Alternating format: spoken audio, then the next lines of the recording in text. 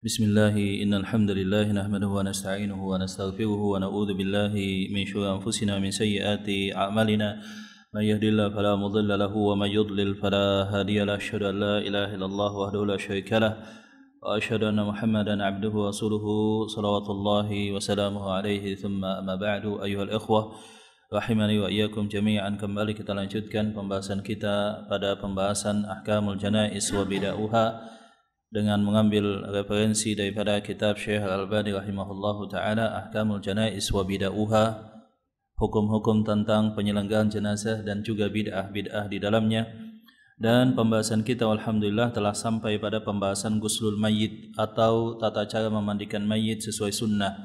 Sedikit kita ulangi bahwa beliau rahimahullahu taala menyebutkan tentang memandikan mayit ini ada beberapa poin utama, di mana beliau menyebutkan rahimahullahu taala yang pertama adalah al-mubadarah, yakni mempercepat pemandian daripada jenazah tersebut.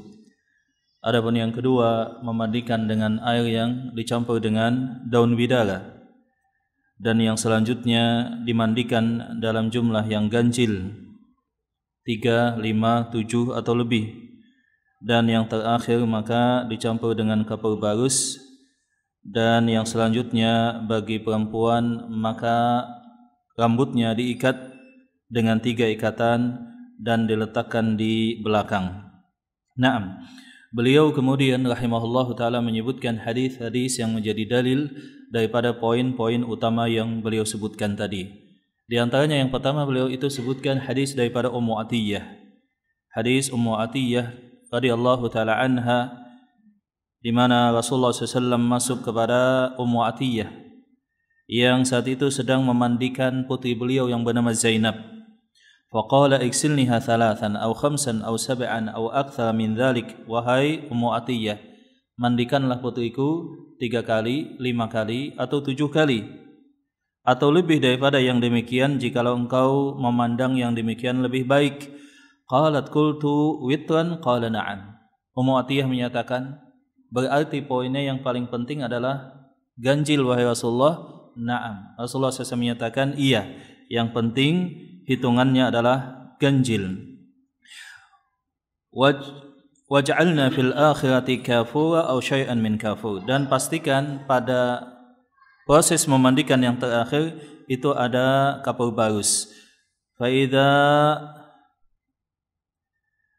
faraqtunna fa'adhinni, kalau sudah selesai maka beritahukan kepadaku. Maka kemudian Rasulullah sallallahu alaihi wasallam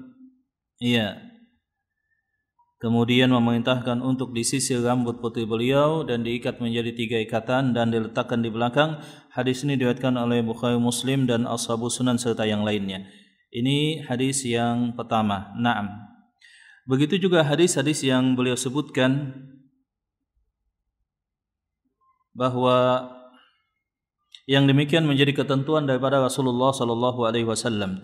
Di samping bahwa ketika memandikan itu hendaklah jasad mayit tadi ditutupi dengan satu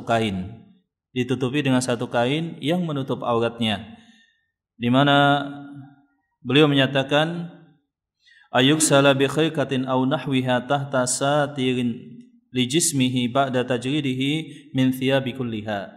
Jadi pakaian mayit keseharian itu dilepaskan, kemudian jasad mayit ditutup dengan kain yang mencukupi untuk menutup semua aurat sang mayit.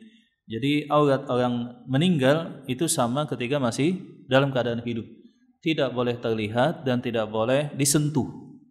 Ini patokan daripada aurat, tidak boleh dilihat dan tidak boleh disentuh. Naam. Sebagaimana hadis yang diriwayatkan oleh Aisyah radhiyallahu taala anha, lamma aradu ghuslan Nabi sallallahu alaihi wasallam qalu, ketika para sahabat akan memandikan jenazah Rasulullah SAW, para sahabat berkata, wallahi ma nadri anujaridu Rasulullah SAW min thiyabihi kama nujaridu mautana. Jadi saat Rasulullah SAW wafat, para sahabat akan memandikan, para sahabat kebingungan.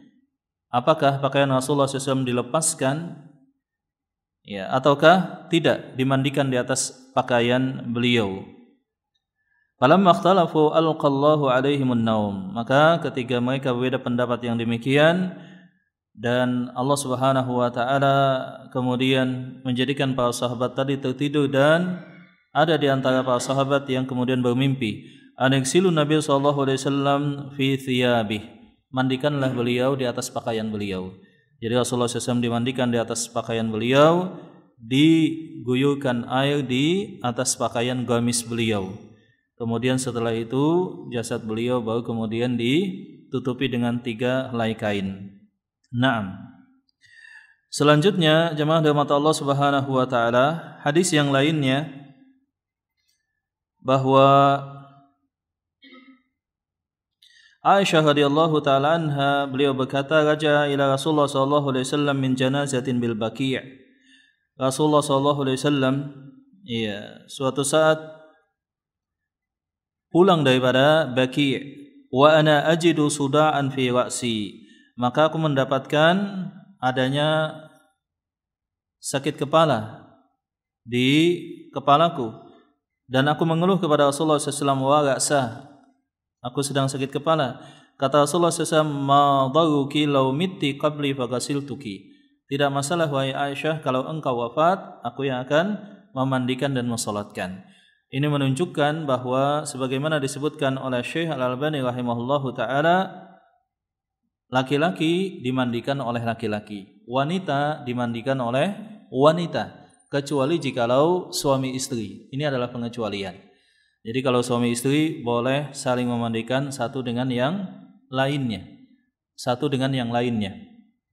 Bahkan anak tidak boleh memandikan orang tuanya kalau berbeda jenis kelamin. Maksudnya anak laki-laki tidak memandikan ibunya dan anak perempuan tidak memandikan bapaknya. Kecuali orang tua boleh memandikan anaknya yang berusia di bawah 7 tahun. Na'am. Wallahu ta'ala alam bissawab. Dan di sini beliau juga menyebutkan beberapa hadis yang lainnya, Selanjutnya, waliman tawalla ghusluhu ajrun 'azim bi syartain itsnain. Beliau menekankan bahwa yang diminta untuk memandikan ini wajib dipilih orang yang amanah.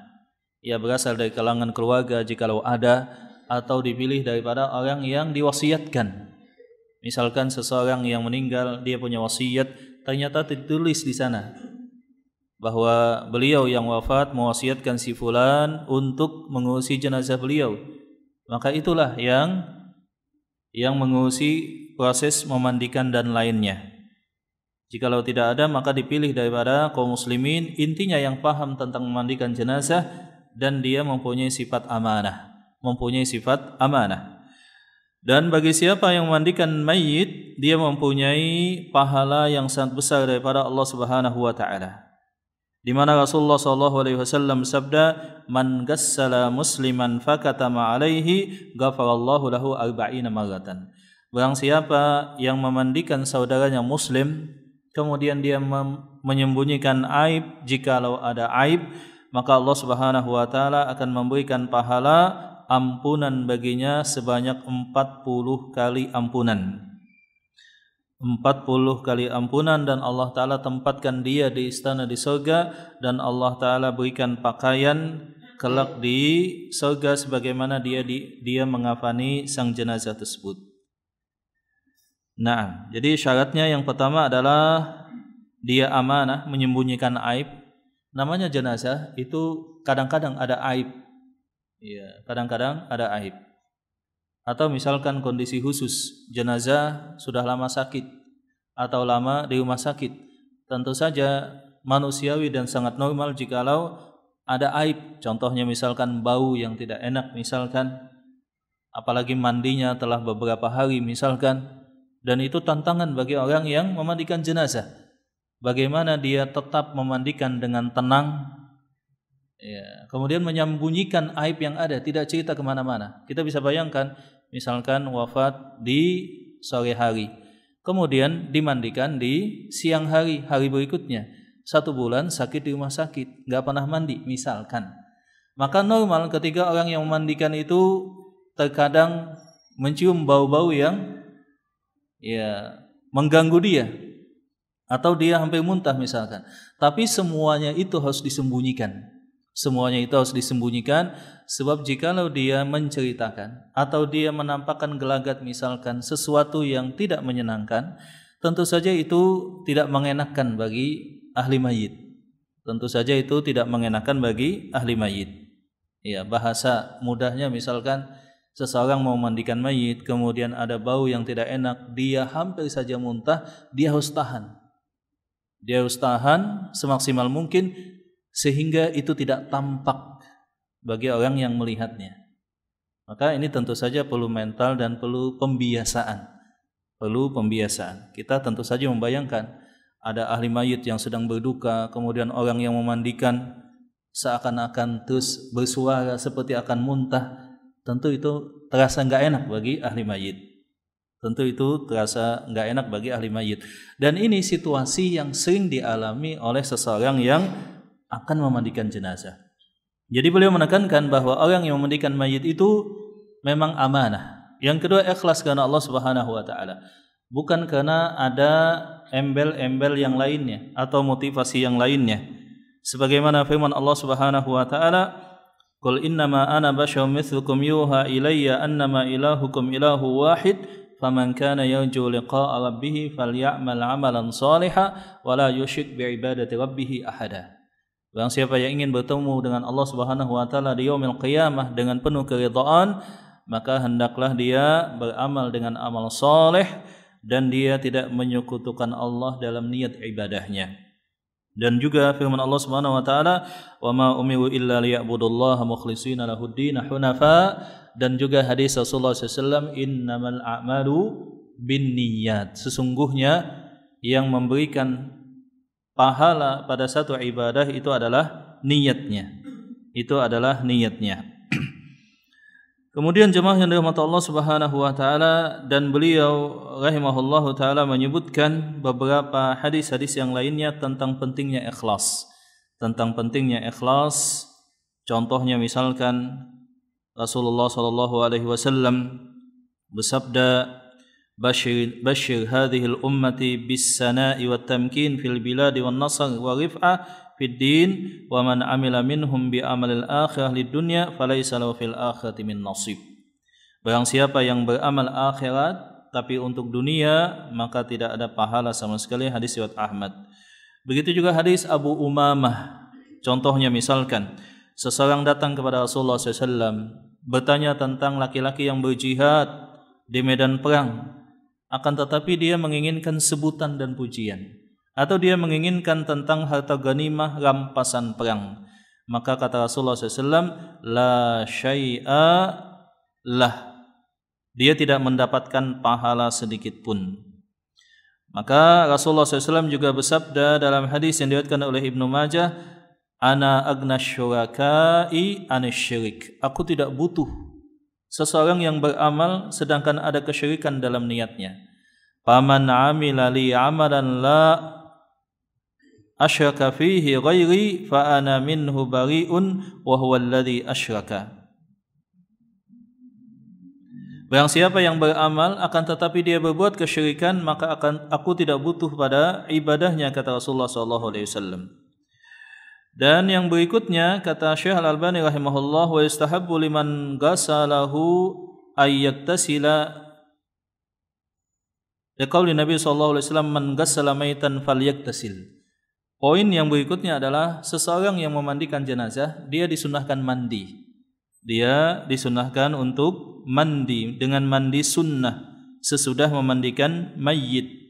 Wa man hamalahu falyatawadda. Dan barang siapa yang mengiringi jenazah, terutama yang mengangkat tandu jenazah, maka disunahkan untuk wudu. Disunahkan untuk wudu. Jadi bagi mereka yang memandikan jenazah, jangan lupa ketika pulang ke rumah mandi, sebagaimana mandi sunnah yang lainnya. Sebagaimana mandi salat Jumat, mandi salat Aid, sebagaimana mandi junub misalkan, seperti itu. Dan bagi mereka yang mengiringi jenazah atau wabil khusus yang menandunya, mengangkat tandunya, maka disunnahkan untuk wudu, Di dalam permasalahan ini beliau rahimahullahu taala menyebutkan hadis Rasulullah sallallahu alaihi wasallam yang diriwayatkan oleh Abu Dawud, Tirmidzi, Ibnu Hibban dan yang lainnya dari jalan Abu Hurairah radhiyallahu taala anhu. Naam. Di mana Rasulullah SAW memerintahkan bagi mereka yang telah memandikan mayit, laisa alaikum fi ghusli mayyitikum ghuslun idza ghasaltumuh fa inna mayyitikum laisa binajsin. Berdasarkan perintah Rasulullah SAW bahwa mandilah kalian jikalau memandikan mayit dan wudulah kalian jikalau kalian mengantarkan jenazah. Walaupun di sini ada juga sebagian para ulama yang berpendapat tidak wajib, sebagaimana sabda Rasulullah SAW dalam hadis yang diriwayatkan di riwayat yang lain. Contohnya misalkan disebutkan oleh Ibnu Hazm di dalam Al-Muhalla dan Al-Hafidh di dalam At-Talkhis, di mana Rasulullah SAW bersabda, laisa alaikum fi ghusli mayyitikum ghusl. Kalian tidak wajib mandi kalau habis memandikan mayit. Sebab yang kalian mandikan tadi suci, bukan jasad yang najis. Fahasbukum an taghsilu aydiyakum. Cukup mencuci tangan. Jadi di sini ada dua pendapat, ada yang menyatakan sunnah dan ada yang menyatakan tidak disunnahkan, cukup untuk mencuci tangan. Naam, akan tetapi yang lebih kuat adalah bahwa yang demikian sunnah, sebab hadisnya lebih kuat sebagaimana telah kita sebutkan. Naam. Hal ini didukung oleh hadis yang diriwayatkan daripada hadis mauquf atau perkataan sahabat, di mana Abdullah bin Umar berkata, kunna nagsilul mayyita faminna man yaktasil wa minna man la yaktasil. Kami biasa memandikan mayit, di antara kami ada yang mandi sesudahnya dan di antara kami ada yang cukup wudu. Ada yang cukup mencuci tangan saja. Maka tidak wajib. Naam. Yang berikutnya sebagaimana telah kita sebutkan bahwa tidak disyariatkan dan tidak diwajibkan memandikan syahid. Tidak disyariatkan dan tidak diwajibkan untuk memandikan syahid di medan perang. Sebagaimana sabda Rasulullah SAW daripada Jabir bin Abdullah, adfinuhum fi dimaihim. Kuburkanlah syuhada di medan perang dengan bekas darah yang ada di jasad mereka. Ini beliau sabdakan ketika perang Uhud, ketika para sahabat kebingungan bagaimana memandikan jenazah mereka yang syahid di medan perang Uhud. Maka Rasulullah SAW menyatakan adfinuhum fi dimaihim, mandikan syuhada tadi dengan darah yang ada di badan mereka, dengan darah yang ada di badan mereka. Naam. Begitu juga hadis-hadis yang beliau sebutkan, di mana Rasulullah SAW bersabda, inna sahibakum tagsiluhul malaikah. Sesungguhnya sahabat kalian ini dimandikan oleh malaikat. Ketika ada seorang sahabat yang junub kemudian ikut jihad meninggal, para sahabat bingung mandikan, kata Rasulullah SAW tidak perlu dimandikan. Sesungguhnya sahabat kalian ini dimandikan oleh malaikat. Wallahu taala alam bisawab.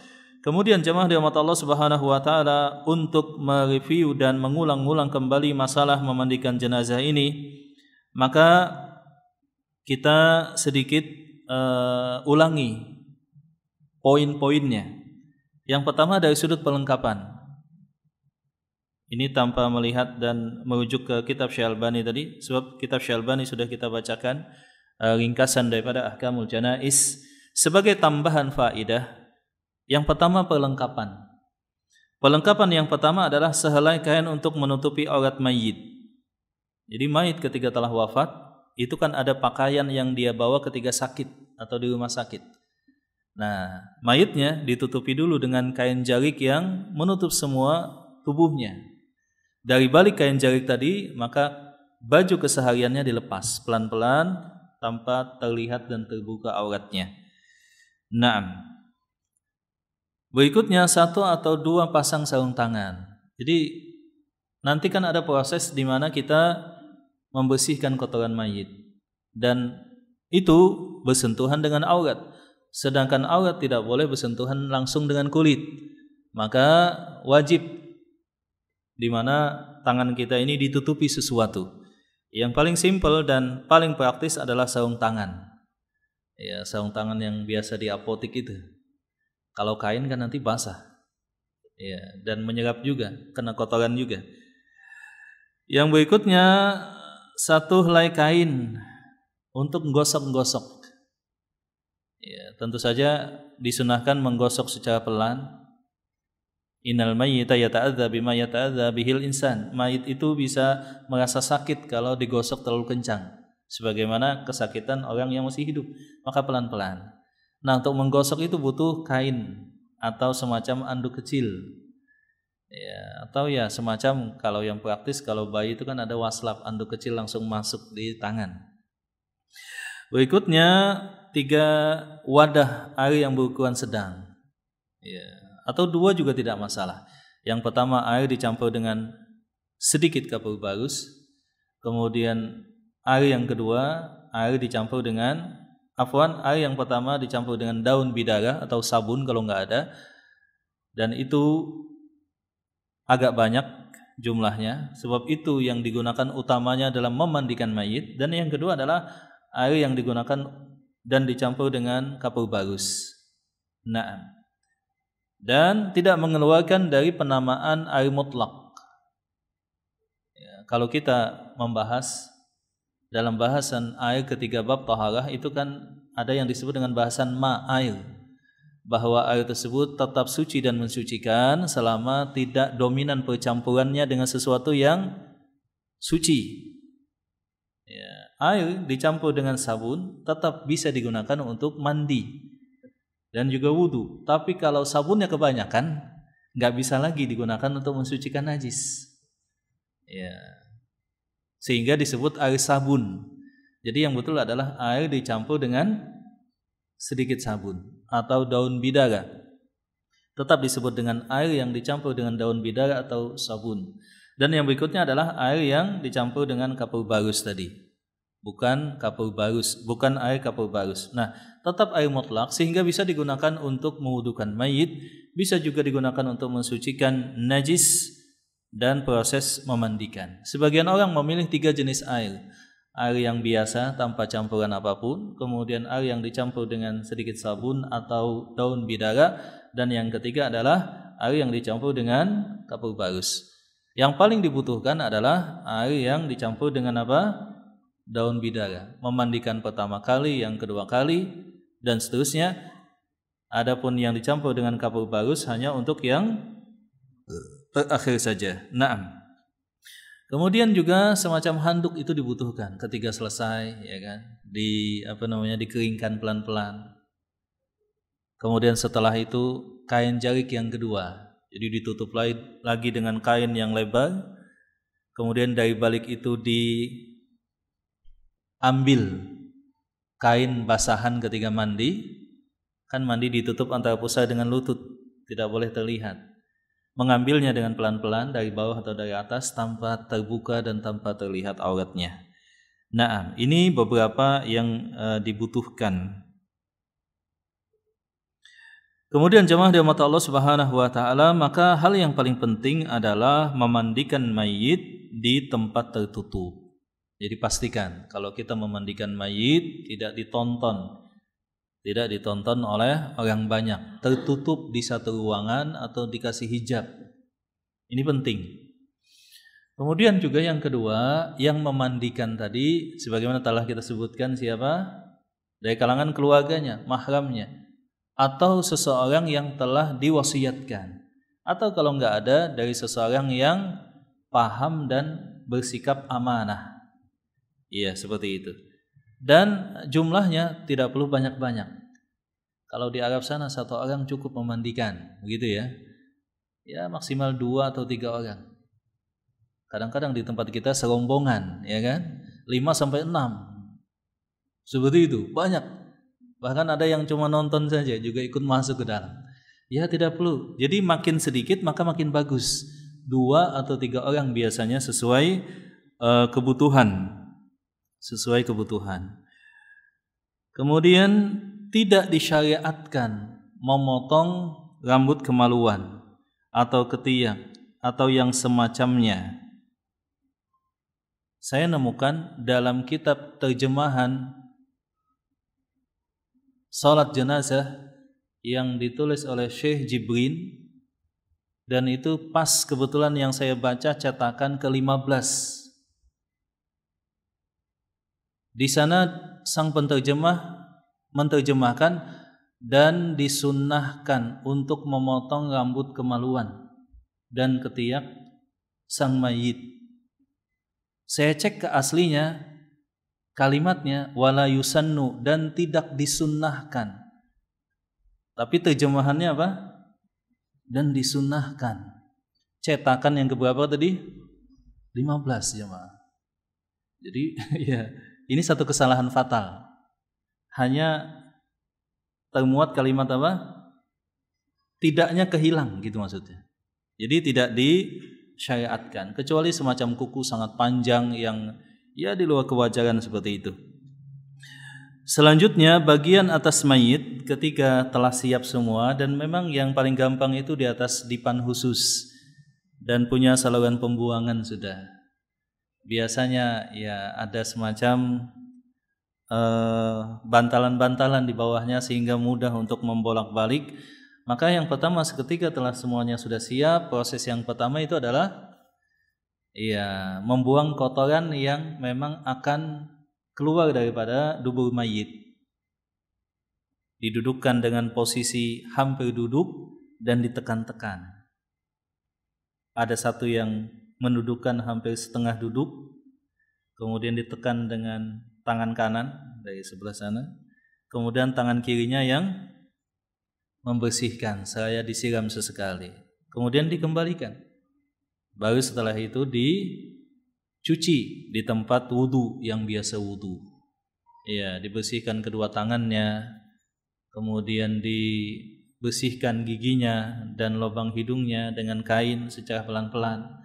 Kemudian dimulai dengan membasuh wajah, kedua tangan, berikutnya di bagian rambut dan kaki. Ya. Sebagaimana sabda Rasulullah SAW, ibda'u bimawadi'il wudu. Mulailah kalian memandikan mayit itu dengan anggota-anggota wudu. Ya, tidak masalah di sini bahasanya apakah diwudukan ataukah memulai dengan anggota-anggota wudu. Bahasa Rasulullah SAW adalah mulailah kalian memandikan mayit dengan membasuh apa? Anggota-anggota wudu. Ya, tidak perlu kita berdebatkan ini mewudukan ataukah membasuh tempat-tempat wudu dulu, sama saja, tidak perlu diperdebatkan. Saya lihat ada yang sampai berdebat, ya tidak masak, tidak pada tempatnya gitu maksud saya. Kemudian yang selanjutnya setelah itu baru kemudian dimandikan dengan air apa tadi? Kapur bagus. Ya, memandikannya ada dua cara biasanya yang lazimnya. Cara yang pertama dimiringkan sedikit sehingga dimulai dengan sebelah kanan. Dimulai dengan sebelah kanan. Kemudian dengan sebelah kiri lagi. Dengan sebelah kiri lagi. Atau kalau dimiringkan sedikit dari kanan itu langsung seluruh tubuh. Ini lebih praktis daripada cara kedua, bagian atas mayit dimiringkan kemudian bagian bawah. Jadi yang lebih praktis dimiringkan sedikit sehingga mencakup bagian badan atas dan bagian bawah sambil digosok-gosok secara pelan. Kemudian sebelahnya lagi. Dan telah kita sebutkan patokan satu kali memandikan itu adalah patokan ya, dari atas kepala sampai ke ujung kaki. Semuanya terguyur air dan bersihkan pelan-pelan. Itu patokan apa? Satu kali. Jadi kalau misalkan satu gayung air kemudian berhenti di dada, ambil lagi, lanjut lagi sambil digosok pelan-pelan di balik kain dengan tangan yang sudah apa? Tertutupi kalau menyentuh area aurat. habis lagi, lanjut lagi dari area itu. Dari ujung ke ujung dihitung berapa? 1 kali. Rasulullah SAW bersabda, mandikanlah 3 kali, 5 kali, atau 7 kali. Yang terakhir, waja'alna fil akhir kafura aw syai'an min kafur. Jadikan pada bilasan yang terakhir dari ujung ke ujung lagi sesuatu yang berasal daripada kapur barus yang dicampurkan. Naam. Kemudian jemaah dirahmati Allah Subhanahu wa taala, beberapa catatan. Jikalau setelah memandikan keluar kotoran dari tubuh mayit, maka kotoran tersebut dibersihkan. Dan wudu mayit bisa diulang. Tapi jikalau sudah dikafankan, ada lagi kelihatan. Kadang-kadang seperti itu kasusnya. Maka tidak perlu lagi kain kafan mayit dibuka, nggak perlu lagi dibuka. Berikutnya, mayit laki-laki hanya boleh dimandikan oleh laki-laki, mayit perempuan hanya boleh dimandikan oleh perempuan. Kecuali tadi pengecualian suami dan istri, atau ibu memandikan putranya kalau usianya 7 tahun ke bawah, atau bapak memandikan putrinya kalau 7 tahun ke bawah. Berarti praktek yang salah. Anak-anak dianggap berbakti pada orang tua jikalau ngumpul sama-sama memandikan jenazah orang tuanya. Namanya anak itu kan ada laki-laki, ada perempuan. Memandikan misalkan ibunya, ya nggak boleh. Atau anak perempuan memandikan bapaknya, nggak boleh. Bapak dimandikan oleh istrinya atau anak laki-lakinya. Ibu dimandikan oleh suaminya atau anak perempuannya, seperti itu. Beberapa tempat kan ada kadang-kadang orang tua dimandikan anak-anaknya semua ngumpul. Ya, yang demikian tidak sesuai dengan syariat. Kemudian khusus mayit, rambutnya disisir dan dipintal menjadi 3, kemudian diletakkan di belakang. Kalau yang meninggal orang yang sedang ihram umrah atau ihram haji, maka tidak boleh dicampur bilasan memandikan yang terakhir dengan kapur barus. Kapur barus itu fungsinya pewangi sekaligus pengawet, yang mengawetkan. Sedangkan orang yang ihram tidak boleh terkena atau memakai minyak wangi. Orang ihram itu kan nggak boleh kepalanya tertutup.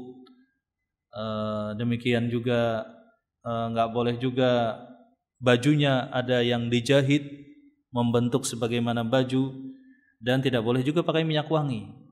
Demikian juga orang ihram kemudian wafat, sedang ihram umrah atau ihram haji wafat, maka kain ihramnya itu tidak yang berjahit dan juga tidak dipakaikan minyak wangi. Ada satu polemik pernah muncul di masyarakat bahwa kain kafan tidak boleh yang berjahit. Mungkin ada yang salah paham. Sehingga ketika kain kafannya sangat sempit, saya katakan dijahit, solusinya nggak masalah supaya mencukupi. Kebetulan jenazahnya ya tinggi besar beliau orangnya. Kemudian ada yang mungkin salah paham, dia berkata saat itu nggak boleh dijahit Ustaz, nggak boleh dijahit. Saya katakan dari mana dalilnya? Ternyata dalil yang dimaksud dan perkataan para ulama juga orang yang sedang meninggal dalam keadaan sedang ihram, sedang muhrim dia. Kemudian yang berikutnya jemaah dirahmati Allah Subhanahu wa taala, syuhada itu juga tidak dimandikan dan dikafankan dengan pakaian yang mereka pakai ketika jihad. Pakaian yang mereka pakai ketika jihad. Jadi tidak dimandikan, adapun dikafankan maka juga dibolehkan tapi enggak wajib. Sebagaimana hadis ketika ada sahabat yang wafat di medan jihad, para sahabat itu mengafankan dengan kain yang jikalau ditarik kepala kakinya kelihatan. Pas ditarik ke kaki, kepalanya kelihatan. Menunjukkan ada sebagian kasus para sahabat berusaha mengafankan jenazah, tetapi memang tidak dimandikan.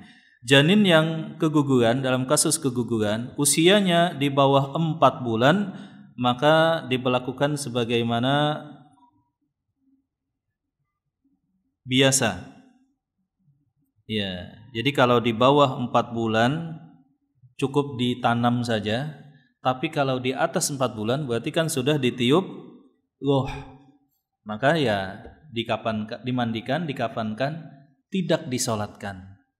Tidak disolatkan, maksudnya solatnya tidak menjadi wajib. Boleh disolatkan, boleh tidak. Anak yang belum balik itu tidak wajib disolatkan ketika wafat. Dalilnya adalah ketika Ibrahim, anak Rasulullah SAW, wafat berusia 8 tahun.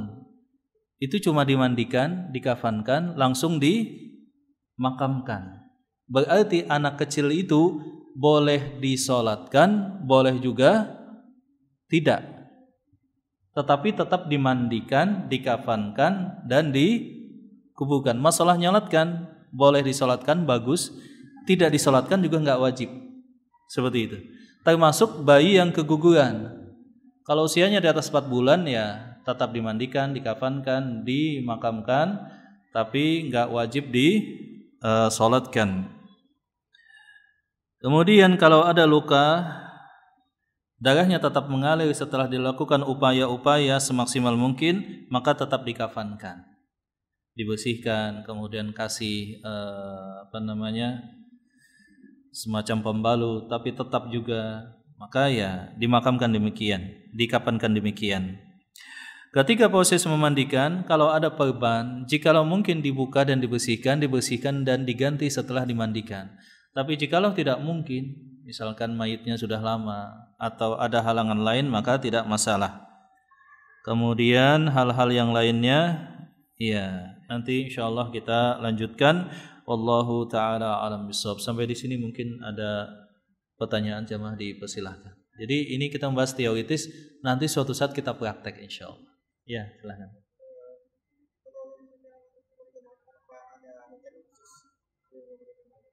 Kalau ada apa? Apakah ada bacaan khusus ketika memandikan mayit? Tidak didapatkan dalil bacaan khusus ketika memandikan mayit. Cukup misalkan dalil umum, misalkan Rasulullah SAW bersabda, kullu amrin dzibalin la yubda bil basmalah fahuwa aqta. Setiap hal yang baik maka dimulailah dengan bismillah. Itu dalil umum. Selain itu tidak ada. Jadi bisa juga kalau mau baca ya baca bismillah kemudian mulai. Tidak ada dalil khusus, niat khusus, nawaitu an aksila al mayyita salasa gusulatin fardu kifayatin lillahi alayya, fardu kifayatin lillahi ta'ala. Tidak perlu demikian. Sengaja aku memandikan mayit 3 kali mandi, fardu kifayah atasku, ikhlas karena Allah. Enggak perlu demikian, ya kan? Itu jadi ribet namanya. Silakan ada yang lain, ya. Ya.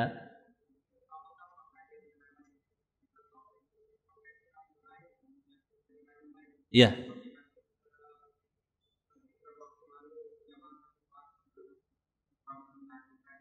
Ya.